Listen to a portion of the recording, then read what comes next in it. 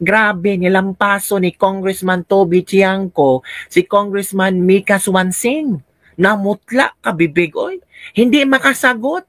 Binigyan pa ni Congressman Toby Tiangco ng 5 minutes para ma-send sa lahat ng member ng Congress ang listahan ng small committee at ang kanilang minutes of the meeting. Itong si Congressman Mika Swansing nataranta kung saan sila kukuha ng minutes of the meeting at kung sino itong mga small committee. Ano ba itong mga small dwarf sila? Kaya, grabe, maraming tao ang pumalakpak kay Congressman Toby Tiangco. Sabi ng iba, sana si Toby Tiangco na lang ang Speaker of the House. Yung may tapang na uugkatin ang lahat ng kabalastugang ginagawa ng mga congressman. Nako kabibig, napanood nyo ba kung paano nilampaso ni Congressman Toby Tiangco si Congressman Mika Swansing, pati si Sandro Marcos hindi makapagsalita. Parang pipi si Sandro Marcos. Akala natin ang galing magdepensa nitong si Congressman Sandro Marcos, wala pa ring binatbat. Wala talaga. At ang laki ng eyebags, parang kulang sa tulog. Puro ng party. Eto kabibig ha, panoorin natin kung paano nilapa ng leon. Grabe ang mga komento ng ating mga netizen ba, knowing itong ating mga netizen ay matagal nang nagtitimpi sa galit ng mga congressman, lalo na kung pag-uusapan ang budget deliberation at ang flood control projects na maraming nadamay ng mga Pilipino. So ito kabibig ha, manood tayo sa kung paano nilampaso ni Congressman Toby Tiangco. Ito kabibig. Ito na. Naku! Exciting to. Let's watch and learn. Okay na. Ito na. Ang labanang Toby Tiangco versus Mika Swansing. Let's proceed. Response to the Honorable Tiangco. We will look into the records and look at the particular item. The subject matter of today's hearing is the briefing on the 2026 budget. So this is an internal matter that may be taken up with the Committee on Appropriations separately. So Madam Chair, starting Wednesday, tatanungin natin yung mga departamento, paano nila ginastos yung budget nila. Correct. Paano natin sila tatanungin kung paano nila ginastos yung budget nila kung hindi natin alam paano sila nabawasan at paano sila nadagdagan. Correct. Tama, si Toby Tiangco. Doon mag-deliberate lang kayo dyan na wala kayong basihan, wala kayong dokumento.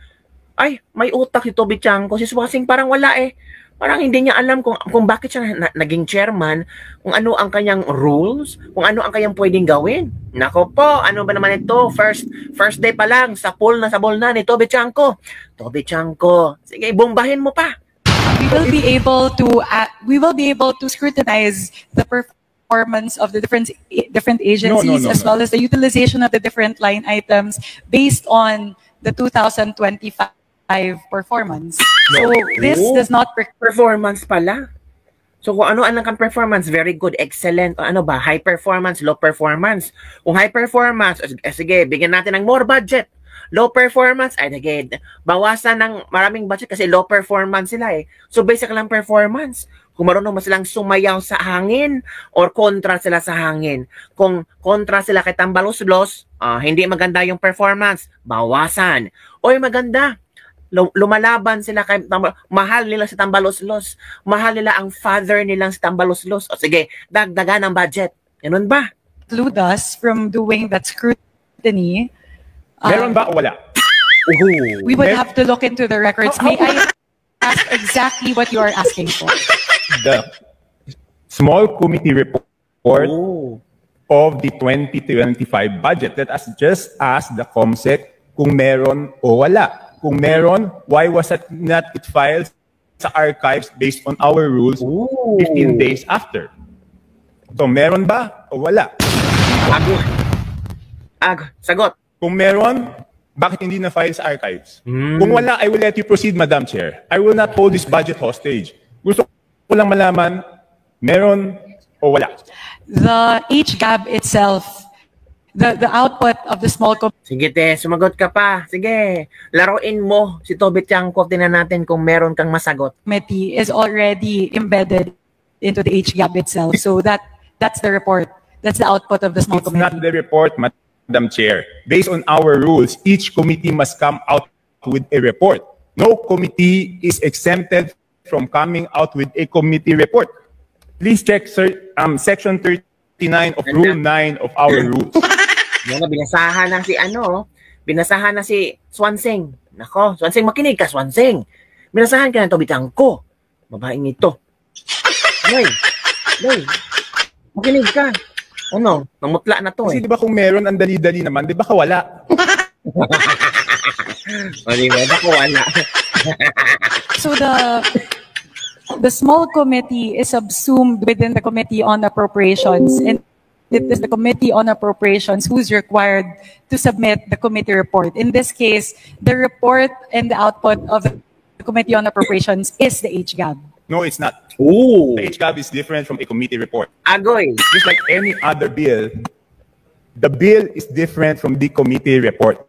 There must be a committee report included to the bill. It is not one and the same. At Agoy. the point of after the committee hearings are done, the Committee on Appropriations comes out with a committee report, and then it moves to plenary, at which point we approve it, and the small committee works. So now the output of the Committee on Appropriations, once that is elevated to the plenary, is the HGAB. No. So there's no other committee report that needs to be furnished by the Committee on Sige, Appropriations extend pa, day. apart from the HGAB It itself. is not exempted from our rules, Madam Chair. Ooh. Maliwanag, Section 39. Agoy, binasahan na. Kung gusto niyo basahin niyo. Okay. I will ask the committee secretariat, how many meetings were held? Ooh. Sabi Bitangko, ikaw na. Galing mo. 2 meetings. Did you follow, nasaan yung minutes ng meetings? Oh. Walang sagot. Ay, 1 minute na yan. Malapit na. Sumagot naman kayo. Ay. Where were the meetings held? What date? Wala, nagkagulo sila. Wala, iyak na yan. Si Sandro, o, kasi yung cellphone na lang. Hindi mo kasagot si Sandro. Na nangyari dyan. O, yun mga kabibig. Yun na nangyari, di ba? O, ano masasabi nyo doon? Di ba? Nako, grabe, ginisa sila ni Toby lang malakas. Nakaganti din siya. Nako, ipakala. Stella Kimbot, 2.0 version, si Swanseng. Butata kayo ngayon. Go lang, Congressman Tiangco, para sa bayan. O, tingnan mo. Marami ng fast ito, Tiangco, later on, isisigaw ng sambayan ng Pilipino, Toby Tiangco for House Speaker. Ooh! Delikado. Kaya gusto niya yung impeachment ni Sara para hindi maimbestigahan ang pagnanakaw nyo ng budget ng 2025. Kayo ang tunay na magnanakaw sa kaba ng bayan. Sana makulong kayo mga magnanakaw. Halos pinaghatian nyo ang perang bilyon pa. Grabe. She has her own rules pala, si Swanseng. Nasa supalpal siya ni Toby Tiangco. Ang problema kasi, English ng English, Taglish pa, sa Tagalog na lang, hindi na ka makaintindihan ng galit yung iba. Hindi makaintindi sa Tagalog na. Good job, Congressman Toby Tiangco. God is with you. Halatang walang alam yung tinatanong ni Kong Tiangco, Sir, pakulong mo, content mo kaya yan? Simpleng tanong in Tagalog, meron o wala. Huwag kang dunungan, Madam Chair, dahil nagtatanong siya, veterano na sa kalakaran ng Kongreso. Go, Sir Toby, na nanginginig ng mga buwaya, hudas na pinas kung paano nilang lapain ang budget. Kung makabibig ha, yun ang ilang mga komento ng ating mga netizen. Mahirap talaga sumagot pag kasidungalingan ang pinagsasabi. Mga kampo na, grabe na mga bago lang to, di sumusunod sa House rules. Halatang titirahin na naman ang budget 2026. Salute to you, sir, Kong Toby Tiangco. His questions is valid and we need valid answers. Wala nang paligoy-ligoy. Kung walang tinatago, we want straight answers. Diba? O ang sasabihin mo totoo kahit saan at kahit sinong kaharap mo, hindi ka magkakamali. Si Madam Chair, lamikusyon. Kana, holy kaayo ang mga congressman. Kayo at ma-impeach si BP Sara, marami pala kayong mga kabalastugang ginagawa dyan. Yun ang ilang mga komento ng ating mga netizen, mga kabibig. So ano ang iyong reaction hinggil dito? Maraming natatawa, maraming pumalakpak kay Congressman Toby Chanco. Marami din ang na-shock sa reaksyon ni Congressman Mika Swansing. Anong nangyari? Si Sandro pasipon-cellphone lang. Parang bahala kayo dyan. Basta ako, party-party lang ako dito. Mga ganun kami. Don't forget to like, subscribe, and share this video para sa mga latest trending news na ating pag-usap-usapan. Bye everyone! See you next time!